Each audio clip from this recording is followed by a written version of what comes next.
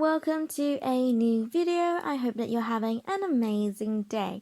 And in today's video, I am going to be drawing and painting illustrative cactuses. I'm quite excited for this video because these were so cute. I really had lots of fun making this video and I hope you like this video too. Okay, so I start by doing a light pencil outline of each of the cactuses as a guide for when I add my watercolor. So it has this classic cucumber shape for the center, and then I add my arms. I tend to like to have them on different levels, and it goes thicker from the side, and then as it turns upwards it gets to a finer point. And then I add these lines going along the arms and the main body of the cactus, and I repeat the same main shape, so it's got that kind of same long oval shape for the bottom right one, but instead of more of a pointed tip, I rounded it off. And then I add the arms, so instead of having it at a finer point as the arm stretches out, I had it more as a thicker, stumpier look, just to make it cute and cuddly, unlike a cactus in real life. This is an illustration, so I can do whatever I want. And I had these like cute little bubbles on top of the arms and the main part of the cactus on the bottom right one, and those are kind of just like flowers, but just very simplified. So instead of these like lines going down the length of it, I did these zigzag lines, and I did them in pairs so that I would be painting within stripes later on. For the middle cactus, it's the exact same process to begin with. So it has that that half oval cucumber shape. I don't know, you know from watching the video what it looks like. And then I add the same lines going down the length of the shape, but in this one it's a guiding line. So along those lines I'm adding these kind of points, so it curves in, and then as it goes out it goes into a point, and then it curves back in, so that it has that kind of I don't know, that curved point edge to it. And then I do that along all of those lines except for the very center one. So for the two left lines, the points are going to the left, and then for the two lines on the right, they're pointing to the right, so outwards. And then later on I add these little circles within the point, so not on top of where the point meets, just underneath that point. I'll show a picture of it as a close-up for you to see. And then I rub out the guiding lines once I went over the lines that I do want, which are the circles and then the pointed edges, a little bit harder with my pencil, and I rubbed out the guiding lines. And then because I quite like the little hats or flowers that they have, I added a spiky little puff on top of that middle cactus. And then the bottom left one, I put it in a pot. This is the only one in a pot. These ones are really cute. So for the base one, I just kept it a simple kind of slightly misshapen circle, kind of normal round rock. And then the cactus bits on top of it, stacking up, are kind of like a guitar pick shape, or maybe like a avocado shape, whatever you want, you know what I mean.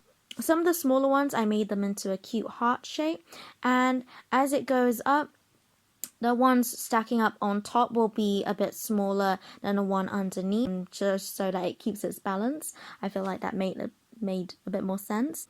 This one you can just add them wherever. Obviously at some point I did rub some of them out because I didn't want it to be stretching out too far to the left or too far to the right, because otherwise it would look like it would flop over. So I did keep it more or less within the pot width, more or less, just slightly outwards.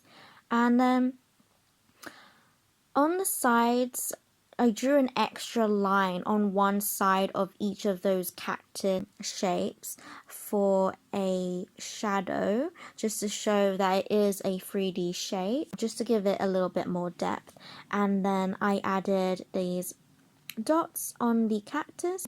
So I start with one dot and then I go across horizontal lines, how like, you know, you would have that maths paper with the dots and it's kind of like in triangles, if you know what I mean. So it's kind of alternate. So I did it in kind of like lines. So do one dot and then do another dot across it, and then the next layer above or below I did the dot circle in between two dots that were right above it, if that makes sense. So it's alternate and it's not like grid lines, if you know what I mean. So the top right ones were exactly the same as the other one, but just not with a pot, and these ones had flowers. And I will do a warm and cool tone contrast with these ones, having them twinning side by side. But yeah, the process is exactly the same as the other one. I was going to do the left one as a 2D shape, but I later decided that I didn't like that and I changed my mind. I really liked how these ones turned out. These ones are quite easy to fit on a page because you can really make it up as you go in terms of how tall, how wide, or how many cactus sections you want. I wasn't going to do this round thick one at the bottom here, but I'm so glad I did because it's one of my favorites. So I did a circle that was slightly wider than and shorter, and then like a pumpkin you would add like the lines going around the pumpkin, but bear in mind obviously the sections at the top are smaller, but I actually ended up rubbing that out because I wanted to add a flower on top because I quite like that look.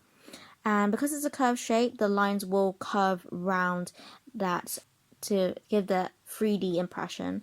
And then I added dots on some of those lines. On the very edge would have those dots, so that's where I added those dots.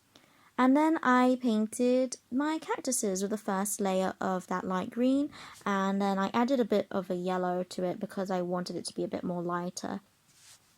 So it's just a flat wash. I just make sure I have a wet brush and I have a good amount of paint, and I just paint with my outline. So for the middle cat, I didn't go in and out of that outline. I just painted a straight line along it because I did want you to see that spine, and later on I did paint a green to fill in that line. So for these bottom left hand ones, I fill it in with clean water, and then I add two colors to it and gently blend it. So I put one color on one end and one color on the other end, and then I just gently blend them. Sometimes I will wash my brush, clean it, and then blend them together, but that will take some of that color out. So sometimes I will just blend it with paint on my brush still. So I'm not painting all of them all in one go, because if I paint a section that is already wet and then I paint one right next to it, it will bleed. If you're okay with the colors bleeding, then go right and paint all the sections if you want to, but just be careful. If you're painting lots of different colors, they might blend together. So I left them to dry and then came back to them.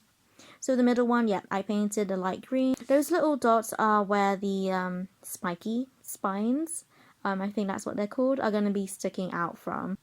I really liked the bottom left one and the round one at the bottom. Those are probably my favorite. But in terms of cuteness, I think I probably go for the bottom right one. So there you go. I really like those ones. Let me know which ones you liked best. And if you haven't already, don't forget to like and subscribe. So the ones on the right is the exact same process as the one on the bottom left. It's just the left one I did it with yellow and pink, and I stuck to those two colors throughout that whole cactus on the left. And then on the right one I did it with turquoise and purple.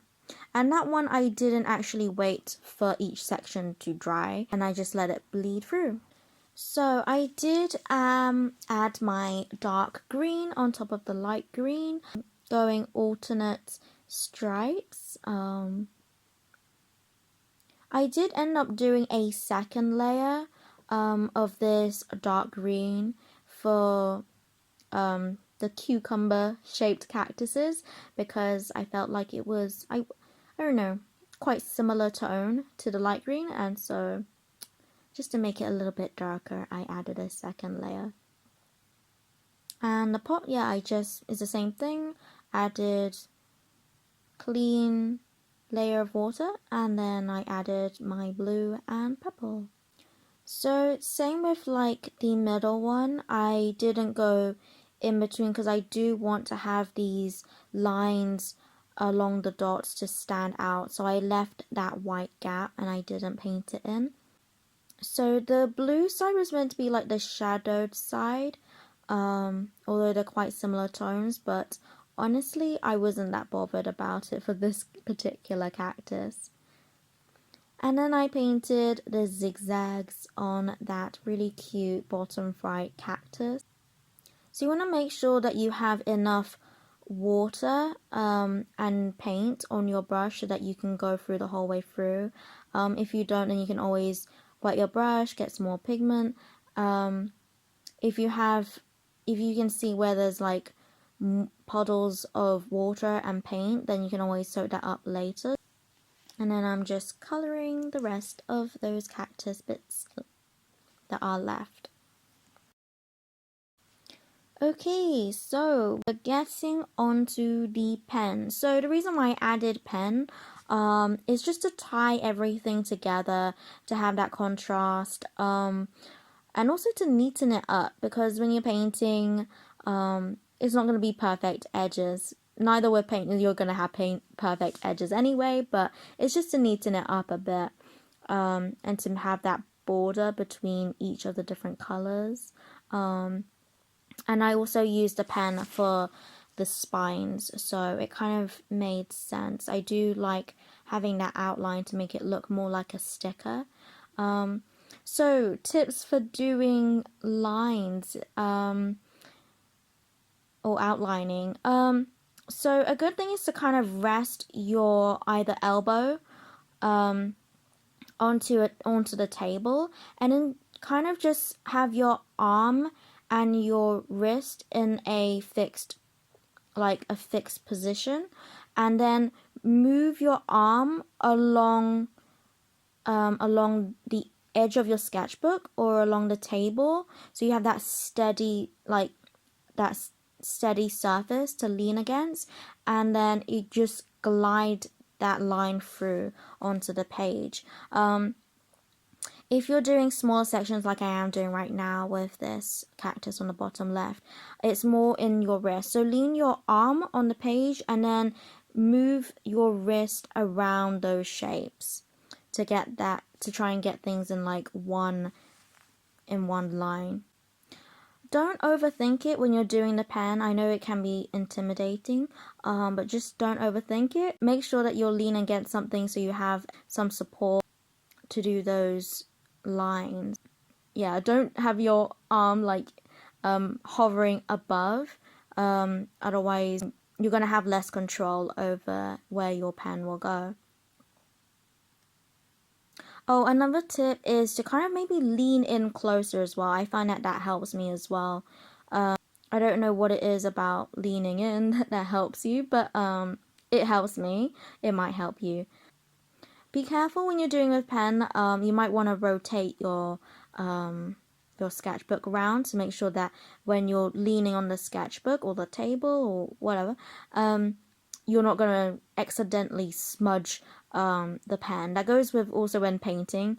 So be mindful of what is wet before you paint in an area. That's why I tend to paint starting from the left side of my page and then slowly moving to the right. And then the spines, what cactuses are kind of known for, the spikes.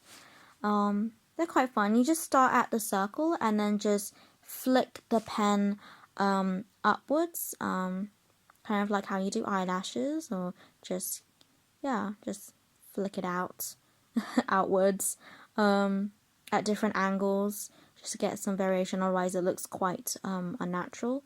Not that I'm going for that natural realistic look anyway, but you know what I mean. But anyways, that is all for this video. I hope that you enjoyed it. I hope that you have fun creating your own cute cactuses. And as always, God bless, and I'll see you later.